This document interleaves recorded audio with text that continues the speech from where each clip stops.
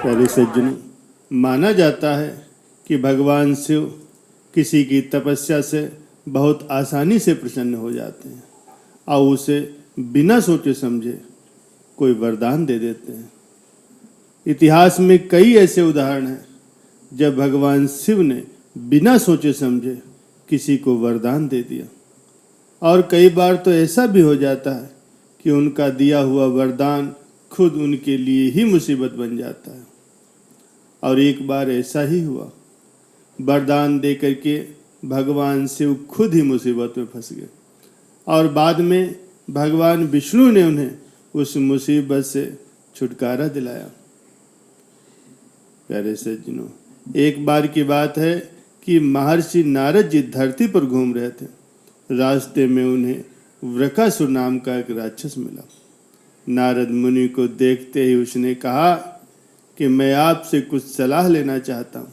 आप मुझे बताइए कि ब्रह्मा, विष्णु और महेश में कौन देवता सबसे जल्दी प्रसन्न हो जाते?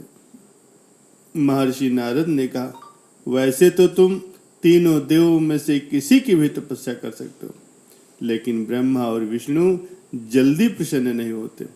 उनके लिए बहुत कठिन तपस्या करनी पड़ती है, और ये भी हो सकता है कि तुम्हारी आयु पूरी हो जाए लेकिन तपस्या पूरी न हो। लेकिन भगवान शंकर थोड़ी आराधना से ही प्रसन्न हो जाते हैं। वे अपने भक्त की इच्छा पूरी करने के लिए ज़्यादा सोच विचार भी नहीं करते। नारद जी की सलाह पर वृकासुर ने भगवान शंकर की आराधना करने का फैसला किया। वो हिमालय के केदार क्षेत्र में जाकर के आराधना करने लगा।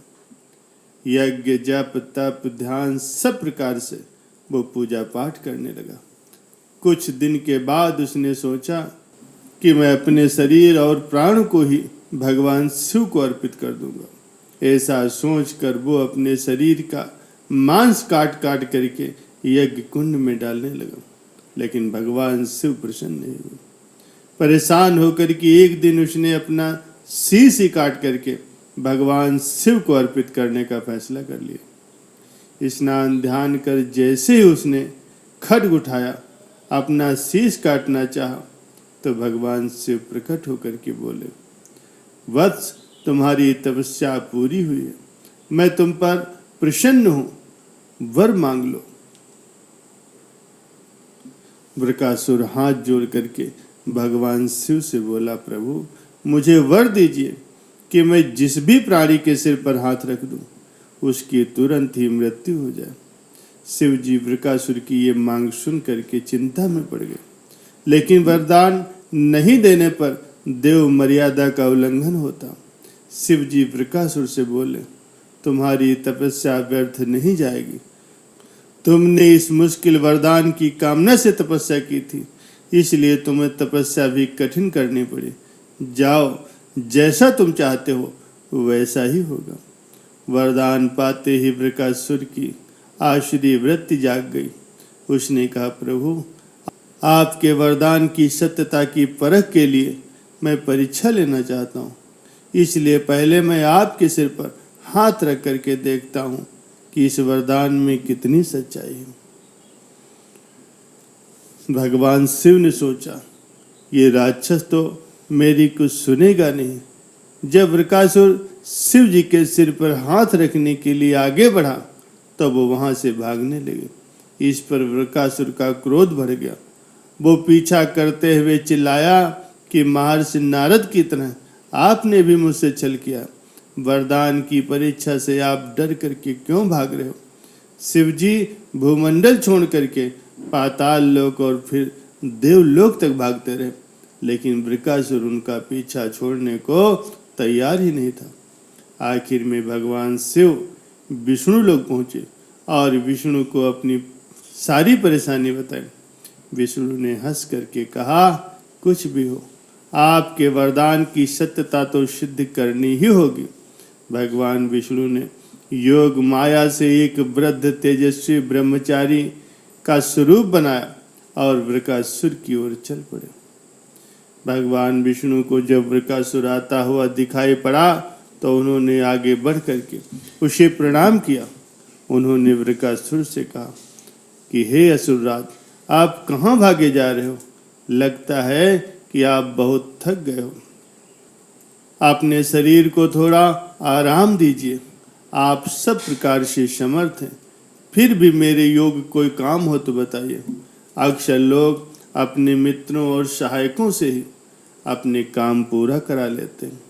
एक तेजस्वी ब्रह्मचारी की बात सुन करके वृकासुर ने शिव जी के वरदान और उसकी परीक्षा की बात बताई। इस पर वो ब्रह्मचारी हंसा और कहने लगा कि तुम किसके वरदान की परीक्षा लेना चाहते हो?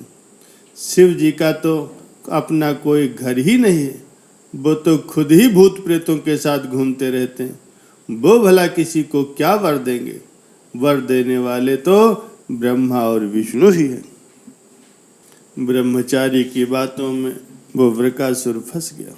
भगवान शिव ने उस वृकासुर से कहा, अगर तुम्हें वरदानी होना ही था तो ब्रह्मा या विष्णु की तुम्हें आराधना करनी चाहिए थी। तुम शिव जी के पीछे तो बेकार में पड़े हो। वरदान देने वाला तो खुद इतना शक्तिशाली होता है कि उसके वरदान का असर खुद उस पर नहीं होता। उन्होंने तो तुम्हें झूठा वरदान दिया है। तुम्हारी तपस्या तो बेकार चली गई। ब्रह्मचारी की बात सुन करके वो वृकासुर निराश हो गया। उसका मनोबल टूट गया। वो कहने लगा कि मुझे तो देव ऋषि नारद जी ने शिव जी की आराधना करने को कहा था। उस ब्रह्मचारी ने कहा, तुमने नारद मुनि पर कैसे भरोसा कर लिया? वो तो ऐसे घुमक्कड़ साधु हैं जो सभी को उल्टी सीधी सलाह देते रहते हैं। अगर तुम्हें मेरी बात पर भरोसा न हो तो अपने सिर पर हाथ रख करके देख लो कि कैसे शिव ने तुम्हें झूठा वरदान दे करके बहका दिया। वृकासुर राक्षस का मनोबल टूट चुका था। उसे ब्रह्मचारी की बात पर भरोसा हो गया कि शिव जी ने उसके साथ छल करके उसे झूठा वरदान दिया। उसका सारा विवेक नष्ट हो गया। उसने वरदान की सत्यता का परीक्षण करने के लिए अपना हाथ अपने ही सिर पर रख लिया। सिर पर हाथ रखते ही एक भयंकर अग्निपुंज प्रकट हुआ और वृकासुर उसमें भस्म हो गया। भगवान शिव, विष्णु जी और वृकासुर की इस कहानी में जीवन का एक अहम सार छिपा हुआ। इस कहानी से ये सीख मिलती है कि बिना सोचे विचारे किसी को कुछ भी देना और पाने वाले का कृतज्ञ होकर के दाता को ही संकट में डालने का ऐसा ही नतीजा होता है। कृतज्ञता के उन्माद में बुद्धि, विवेक सब नष्ट हो जाता है और उसकी उपलब्धि ही उसके विनाश का कारण बन जाती है। इसलिए बिना सोचे विचारे किसी को कुछ नहीं देना चाहिए और ना ही किसी से कुछ लेना चाहिए।